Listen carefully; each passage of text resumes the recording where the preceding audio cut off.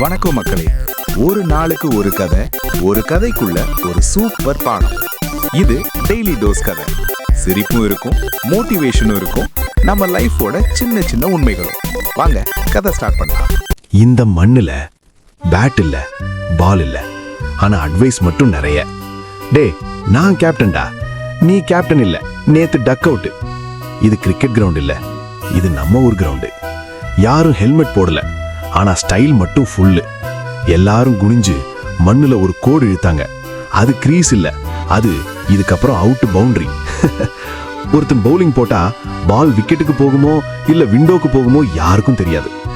ஒருத்தன் கேட்ச் விட்டா அது சன்லைட்டா விண்டுடா, ரீசன் ரெடி. ஸ்கோர் போர்டு இல்ல, அம்பையர் இல்ல, ஆனா டிசிஷன் மட்டும் strong. Out, not out, replay கொடு. ரீப்ளே எங்கடா? அவ்வளவு காமெடி நடுவிலும் ஒரு விஷயம் மட்டும் சீரியஸ். யாரும் தனியா இல்ல. ஒருத்தன் ஃபெயில் ஆனா மற்றவன் ஜோக் போட்டு அவனை சிரிக்க வச்சான்.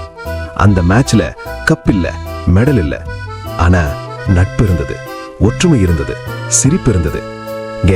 கிரிக்கெட் அப்படித்தான், வாழ்க்கையும் அப்படித்தான். சிரிச்சுக்கிட்டே அணியா விளையாடினா ஜெயிச்சதே நம்ம தான். கிரிக்கெட். இந்த கதை பிடிச்சா பிடிக்கலனாலும் லைக் பண்ணாம போகாதீங்க, இல்லாட்டி கதையே அழுதுரும்.